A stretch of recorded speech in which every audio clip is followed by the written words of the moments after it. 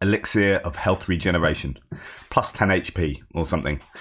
Right, welcome team to another ATP Geopolitics video, a little bit later than normal. This is the Ukraine War, not a frontline update, Ukraine War news update, first part thereof for the 6th of January. I guess that's Christmas Day for some people around the world. Happy Christmas Merry Christmas if that's what it is for you. Right, okay, let's go to where we normally start. Ukrainian general staff figures for the Russian losses for the day before. Fairly average day really across the numbers. 800 personnel lost is nothing to laugh at. That is still problematic for the Russians, but not the highest end of the range. Certainly not the lowest end either. 7 tanks, pretty challenging for the Russians to lose 7 tanks in a day, but again, it's not the higher end of the range. 16 APVs, 13 artillery systems or artillery pieces. All of these numbers will hurt, but they're just not the highest numbers we've seen. 1 multiple launch rocket system, 2 anti-aircraft warfare systems is a good haul for the Ukrainians there. 15 vehicles and fuel tanks, somewhat less, and 4 pieces of special equipment. There is a cold snap, as far as I am aware, in Ukraine as well as in Russia, actually some very cold temperatures that might be affecting how active people are on the front lines, going both ways. That when we look at Andrew Perpetua's totting up of the figures for equipment lost, all the caveats again apply to this. As I've mentioned before, it does skew to drone losses. We can see that the Russians have lost a little bit more than the Ukrainians. Not quite a 2-to-1 ratio, somewhere near there. So let's have a look at what the Ukrainians have lost first. A boat, SPG, a couple of tanks, a few BMP 1s and 2s, cars, SUVs, vans. Not particularly high value equipment, but obviously, still a problem losing that stuff, right? And for the Russians, we have an air defense system, an OSA, some artillery pieces, some nonnas. I think they're lost on the eastern front line, if I remember correctly. 3 tanks, T-80s, T-72, and then a whole bunch of trucks and civilian vehicles. So a lot of logistics vehicles hit there. Again, not massive value to what they've lost, but still going to hurt. Just a lot of stuff to lose in a single day. Now, I said to you yesterday on Andrew Perpetua's list, there was a whole bunch of Ukrainian equipment, and that's what really led to it being parity yesterday. A whole bunch of that was Ural trucks, fuel tanks, and whatnot. And it was all from a missile strike. And I was like, that must be a single missile strike.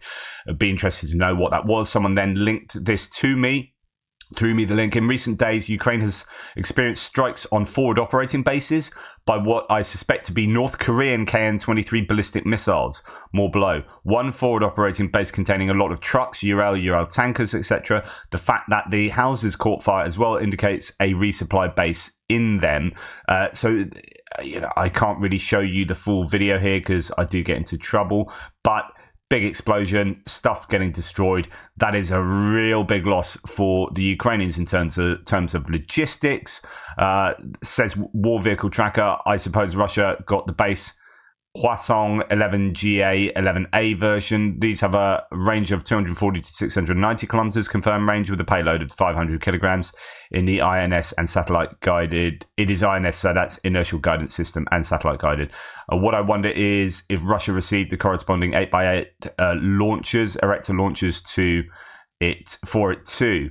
I'm not sure if the Russian 9K 720 Iskander SS-26, or to be exact, the Russian blah blah blah blah blah chassis can carry them.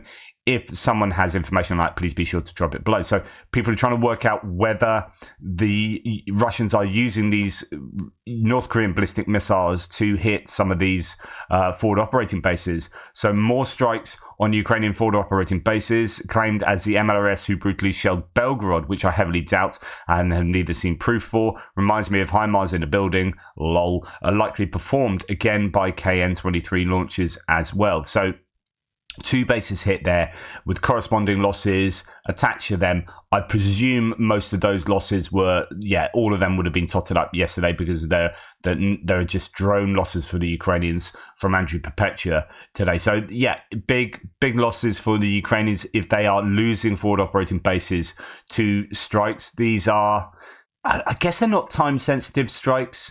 because once you find a base there, that base isn't going to go running. There is that. I doubt the Russians are still having great success in acquiring time-sensitive targets in a way that Ukrainians are able to. So the Ukrainians, I think, have that advantage in intelligence still. However, the Russians are able to find important bases like that and hit them, and that is going to be a challenge. I mean, that's forever been a challenge in war, right? But hitting the supply lines, that is particularly going to hurt the Ukrainians at the moment. So, especially given their lack of supply in terms of ammunition. On the occupied left bank of Kherson region, units of the defense forces of the southern Ukraine destroyed a Russian BM-21 Grad multiple launch rocket system that was shelling the right bank. So the Russians have lost, and here's more evidence of a big old explosion of a multiple launch rocket system, taking one for the team in the Krinky area in the Kherson region. The Russians are losing a lot of equipment around there, as I discussed a little bit last night. And here's a thread from someone who is in a drone operating unit that is not the Birds of Magyar. And it was interesting listening to Andrew Perpetua's live stream last night, where he talked about the Birds of Magyar aren't the only drone operating team in that region. And, when you realize that, knowing how much stuff the Birds of Magyar have blown up, you're thinking, and there are other units doing that as well in that same area. And here is the evidence.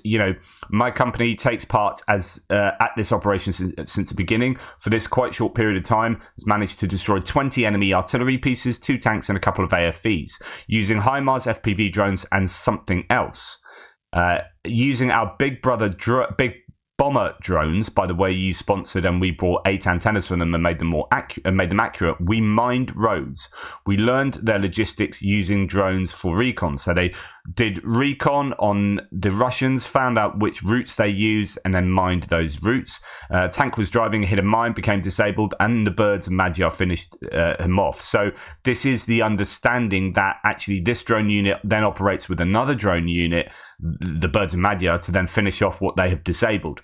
In the same way we stopped Russian Ural and then finished it. It's only a small part of what has been done. Russian Marines, airborne and mechanized infantry are constantly attacking our forces at the left bank. They achieve nothing. This month I will publish 2 more updates about Avdiivka showing enemy high losses, including another failed attack, 9 tanks and 12 AFV left at the field. If you'd like to support us, blah, blah, blah. So this is, another drone operating outfit that appears to operate in several locations, doing a good job with their drones, but also working with people like Birds of Magyar, who the amount of footage shown by him is, incredible. How much stuff they are destroying, particularly in the Krinky area. That's where they are operating at the moment.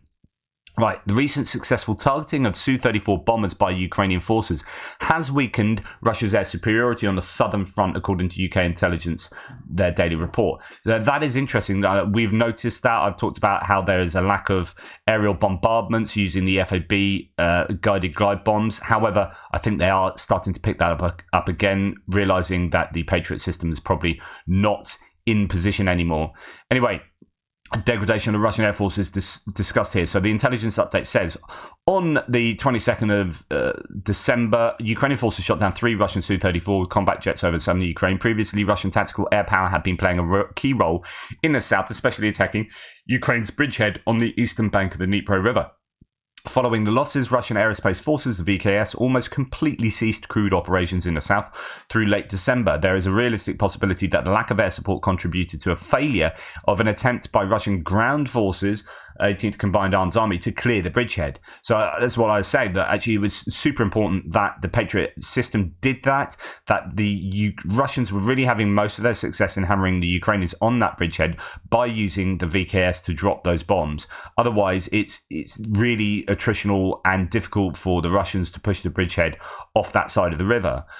There is a realistic possibility that lack of air support has been responsible for that failure of the Russians there. In recent days, Russia has again increased tactical airstrikes. So this is something I said, there was a report of an airstrike on one of the towns along the Dnipro, and I was like, oh, I hope that doesn't mean that they are starting again. And it almost certainly does, right?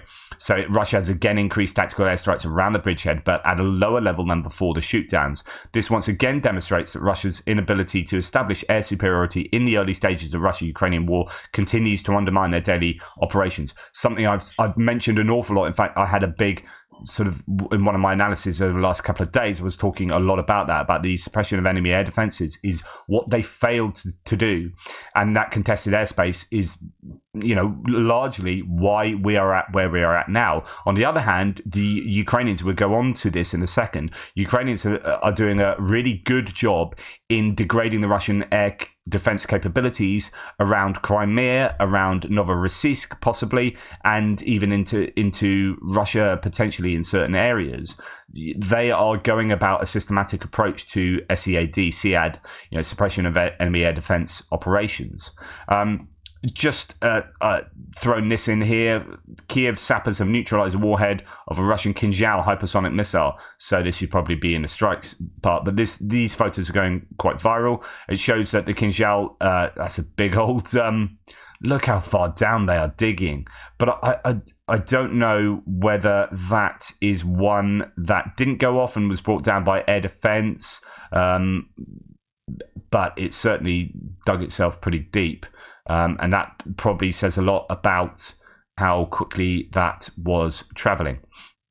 Anyway, moving on to distant strikes. It has been a fairly busy night for the Ukrainians again in terms of their offensive operations. But as far as the Russians are concerned, they only released 2 Shaheeds into Ukrainian airspace. And again, what does that tell you? Like I keep saying, if I was the Russians and I was able to hammer the Ukrainians, if I had a lot of munitions, a lot of missiles, and a lot of drones, I would not be letting up. I would be hammering on consecutive nights. So this means that they don't have the stockpiles of drones to do that on consecutive nights. They have to wait to get them in, which is, that's not so much a massive criticism. That's kind of what you're going to expect. The Russians aren't going to have just endless supplies of Shahed drones at the place you're going to launch them. There's going to be a delay between launching and firing.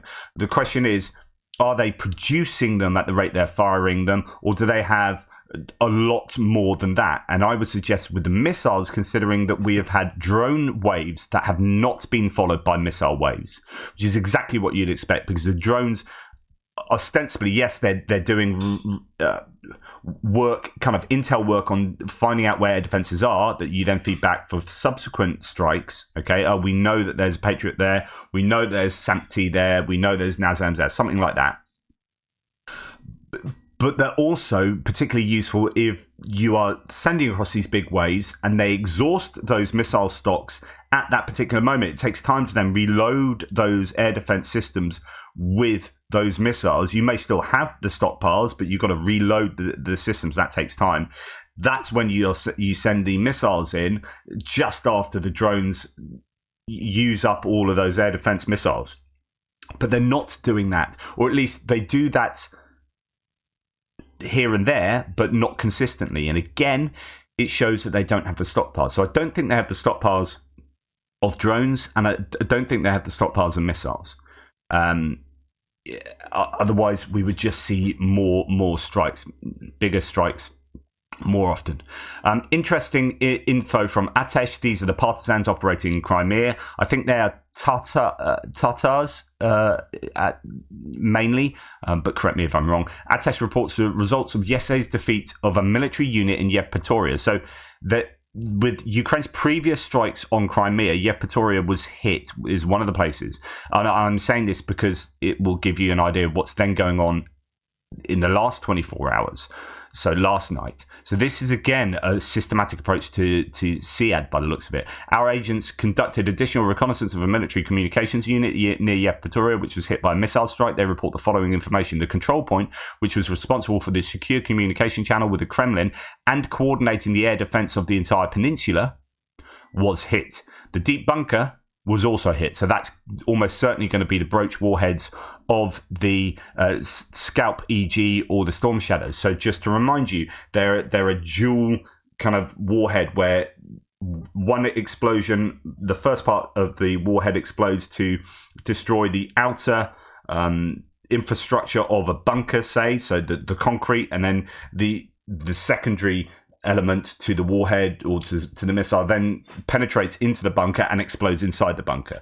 So that's a broach warhead there, and they are particularly useful for hitting things like bunkers. And so this was hit, and it's a control point that appears to be the central part of the air defense network on Crimea. This resulted in several 200s and 300s, so dead and wounded, and we can say with confidence that Colonel Ismagilov will never again desecrate Ukrainian soil with his presence, so he is dead. Air defense in Yevpatoria has been suppressed. It will definitely no longer be in the affected area near the settlement, Cozy, near Yevpatoria. Bit weird translation. According to our information, the surviving assets are being transferred to the Belbek airfield. Okay, so that happened. And then last night we see an attack on Crimea was reported again. Yevpatoria was hit again. And Tim White says, starting with a mini thread on breaking news right now in occupied Crimea, the illegal bridge is closed again and sirens sound. Russia is now very wary of threats after recent hits by Ukraine. One development is the appearance in Crimea of the A-50, so those are like the big AWACS planes, the radar planes, an early warning control plane with its distinctive radar. This is probably because Ukraine wiped out the radar station near Yevpatoria this week, okay? Going back to what I was just saying. The last time the A-50 got a mention in these daily threads was 10 months ago. I wonder if Russia managed to patch this one up, damaged by partisans back in March. So you remember there was one hit in a Russian airfield. Anyway, Russia is... Oh, is there one hit? Is there one hit in Belarus? Oh, I don't know. I can't remember. Yeah, I think one was hit in Belarus. Russia is getting a very small taste of its own medicine, having to sound warning each time Ukrainian aircraft are... Ukraine raises aircraft. However, only occupied Crimea is affected, with the Kremlin securing the knowledge Ukraine's allies forbid it from attacking Russian cities. Each time there are warnings in Crimea, the occupiers quickly shoot off missiles, presumably attempts to hit Ukraine's aircraft. These launches were seen in Armyansk in the north of Crimea, near the mainland Ukraine. And finally, another nice thing to see is a US Navy observation plane hovering, doing a record of what's happening in occupied Crimea. They are often sent up when Ukraine attacks. Although no signs yet of incoming drones or rockets, it will make Russia nervous. And the commander of Ukraine's Air Force posted this today about the previous attack on occupied Crimea, a touch of sarcasm about Russia. Habitual reports that everything is shot down. However, this time the Crimean bridge has reopened and no attack was recorded. I mean, there were attacks last night. It depends. So this is all coming from this morning. This is no attacks this morning, but air raid sirens are going off. But there were attacks last night. Indeed, Rebar says this night the Ukrainian armed forces once again struck Crimea. 4 Storm Shadows and scalps were fired from 2 Su-24 bombers. The aircraft at the Saki airfield. The aircraft at the base had already been dispersed on alert, but the target was not the planes. The Ukrainians managed to hit the administrative building, but it was empty at the time of the alert, thus avoiding casualties, or at least according to Rebar. Obviously has a knowledge about who's in a particular building at any point in time, right? So Saki, local residents heard powerful explosions at the airfield area. So that would be the buildings being hit. And indeed, the Air Force hit the control center at Saki airfield in Novofedorivka. The commander of the Air Force of the Ukrainian Armed Forces, Oleshchuk, wrote about that and published a photo from the airfield. And more reports here this morning. The commander states that the strike was carried out on the command post there in Saki airfield. So Russian sources claimed a missile attack, explosions heard, etc., etc. So continued attacks on Crimea, but of course fewer missiles there being used than the night before, and exactly the same thing to say about the Ukrainian stockpiles. Of course, Ukraine are going to be struggling with stockpiles of drones and missiles. They are going to be, when it comes to their own indigenous munitions, they are going to be firing them almost certainly at the rate they're producing them, because they don't have the stockpiles of them. I mean, they are just starting to produce them indigenously. So, there literally are no stockpiles. I just suggest that is broadly what's going on with the Russians as well. Okay. Moving on to other bits and pieces. In the coming weeks, Russian forces may scale up offensive operations in Kharkiv Oblast in an attempt to seize Kupiansk, according to ISW, the American military think tank. The tempo of operations and configuration of Moscow's troops in the area does not, however, suggest a major offensive along the entire Kupiansk-Liman line, similar to the Russian offensive effort in northeastern Ukraine in winter to spring 2023, the ISW said. So I reported this yesterday in my late night frontline update. We hear this routinely concerning the Russians and their accumulation of troops in that particular area. It doesn't always come to pass. Well, it hasn't really come to pass. All those warnings we've heard over the last 4 or 5 months, really, nothing has happened other than smaller attacks on Sinkivka. Yes. Then we have Novohayarivka area, just west of Svatova. Yeah, okay. And then we have the Terny bridgehead or salient to the west of Crimea. Okay, but these aren't like huge front-wide attacks. These are localized efforts to maybe to a kind of deep battle approach to finding a weakness on the front line. Will they do a huge offensive against somewhere around Kupiansk? Possibly, but we have heard that before a number of times.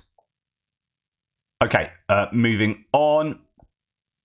This is Rob Lee referring to a tweet that someone's put out from the Wall Street Journal. So Wall Street Journal's done just a very simple infographic of the artillery, the fire rate from both sides. So in the summer 2023, when the Ukrainians, and we'll go on to talk about exactly how they're able to do this, they had a fire rate of 7,000 shells a day, which is apparently higher than the Russian fire rate. This was when they, for the first time in the war, had a greater fire rate than the Russians. The Russians had a fire rate of 5,000. Now, what I will go on to say is that apparently that was largely due to the South Korean shells finding their way indirectly to Ukraine. I think the South Korean shells went to the US and then the US sent their shells to Ukraine. That was what underwrote that fire rate, and the Russians were really, really struggling. Then the Russians got their North Korean shells. So this is the part that the Korean Peninsula is playing in the war. I mean, South Korea largely fed the Ukrainians there, North Korea largely feeding the Russians here. So the current fire rate is the Ukrainians are right down to 2,000, a quarter of what they were firing pretty much, and the Russians are up to 10,000, which is doubling what they were firing. But of course, that 10,000 is still a fraction of what they were firing at the peak of the war. Okay, so Rob Lee says, just to emphasize once again, Ukraine's summer offensive was made possible by a large shipment of artillery ammunition from South Korea. Ukraine's ammunition expenditure rate was always going to decrease this winter through the lack of appropriated US funds, though the lack of appropriated US funds has exacerbated this. Obviously, it's critical that the US pass a supplemental aid package as soon as possible, but looking at production stockpile estimates, the relative ammunition situation for Ukraine in 2024 will not be as favorable as it was this summer, which is why the next strategic level of Ukrainian offensive may not be possible until 2025. It's the idea that no matter what happens, Ukrainians will not be able to mount a meaningfully large counteroffensive on the grounds in 2025 because they just will not have the stockpiled ammunition you need to do that. You know, they were stockpiling. So if you remember, I was talking about how the Ukrainians were complaining about not having enough ammunition prior to the what ended up being the summer counteroffensive. So going back into spring of last year and winter of the year before, effectively, the Ukrainians were saying, we don't have enough artillery ammunition. We don't have enough ammunition. And I'm saying, yeah, this is a problem. There's a problem with production and procurement, but also I have a feeling they are stockpiling for a counteroffensive. And lo and behold, that's precisely what they were doing. So you need to go through this area of these periods of not using, of rationing artillery, so that you can keep, you know, one for you and one for us in the warehouses. One for you, one for us in the warehouses. So eventually you have warehouses full of ammunition for a counteroffensive. Now, if Ukraine want to attack and take land back, they need to have huge stockpiles of artillery because it's exceptionally expensive in artillery ammunition. Now, this is what trench warfare looks like. There's 13 months of positional battles along the front line. So we had, at the beginning of the war, the Russians taking huge amounts of territory, obviously, with their invasion of Ukraine. Then we had Ukraine taking a whole bunch of territory back here in April onwards, and then we had the counteroffensives. That is when the Russians withdrew from Kiev, basically, rather than being a massive Ukrainian counteroffensive. It was the kind of capitulation of the Russian offensive forces until they started concentrating on the eastern and southern fronts. And then we saw the Kharkiv counteroffensive, and then here the Kherson counteroffensive. So that's what the Ukrainians then regained, and then it went positional. And here, like, amazingly, this was the Ukrainian counteroffensive, and this is the Russian offensive. So yeah, that's what positional battles look like when you're able to lay millions of mines and build fortifications. It's as simple as that. Okay, Ukrainian intelligence raided Russian positions in the Hryvoron district of Belgorod region. Intelligence mined the only road used by the Russian invaders and attacked a Russian platoon stronghold. So there's footage coming out of that. This is the area that the Ukrainians have been active before inside Russia with their troops, with like the Russian volunteer force and so on and so forth. So there is footage coming out of attacks into Belgorod region. Now, Ramzan Kadyrov, the Chechen warlord, has offered the USA he's put a deal on the table. Said, right, if you guys lift the sanctions on his relatives, he will exchange some Ukrainian prisoners. So it's reported that he handed over the list of prisoners to former American spy Scott Ritter. So Scott Ritter, like, if you're ever wondering whose side Scott Ritter's on, he's in Chechnya at the moment, in Grozny, just fecking about with a Chechen warlord. He's clearly a Russian stooge. Like, never has there been clearer evidence than this. And then, Flash News talking about Scott Ritter's past there, which, it has a dubious past, to say the least. Julie Davis says, Scott Ritter will now be delivering ransom notes for Ramzan Kadyrov.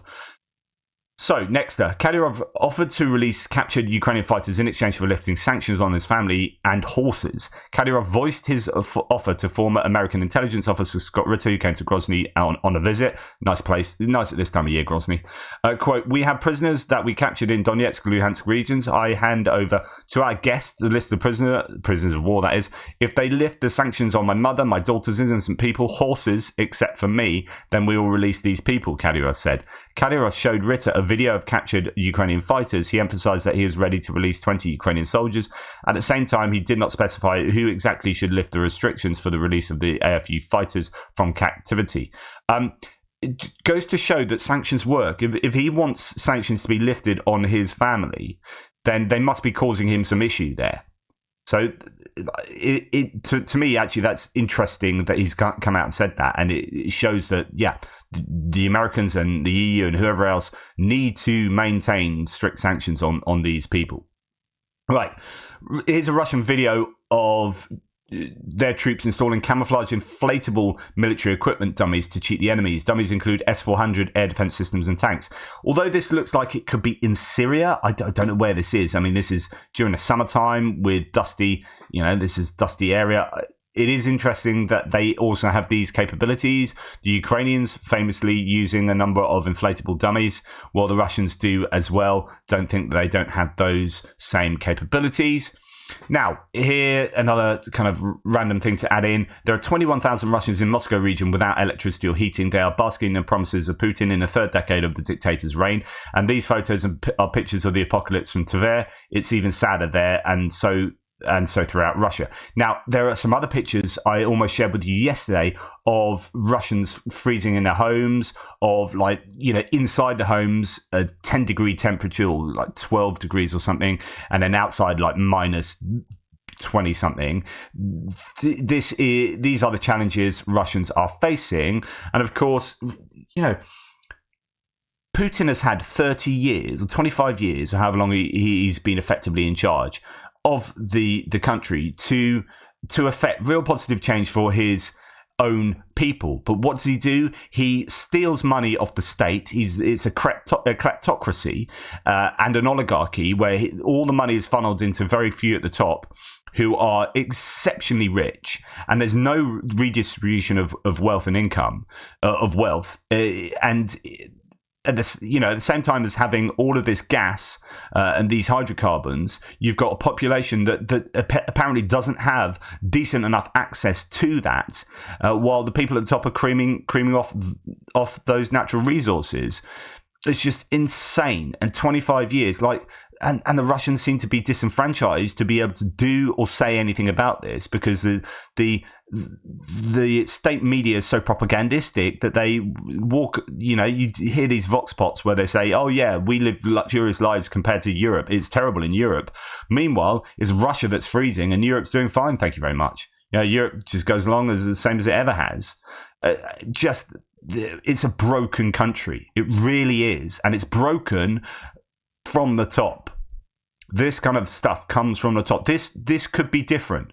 It could be different in Russia if you had decent, morally progressive politics that cares for its population. But no, you don't. It's all about power and money. Right, and finally, Russian official is saying that residents flee Belgorod following an attack. So Oblast Governor Gladkov has said Belgorod residents were posting pleas for relocation assistance on social media.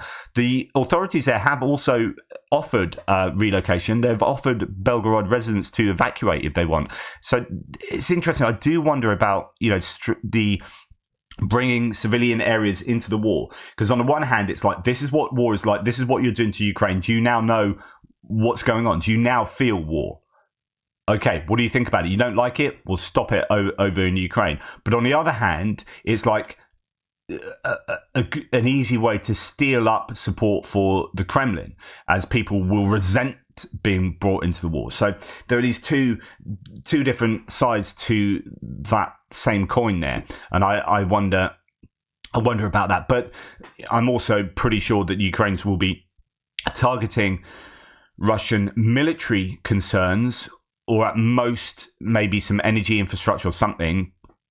And I don't think, they're not targeting civilian infrastructure. So if civilians have been taken out, it's been by air defense missiles or the results of air defense missiles working. So, and that old moral dilemma again. Anyway, thanks for watching. Please like, subscribe and share. Really appreciate all your support. Take care. Tool Pit. Speak soon.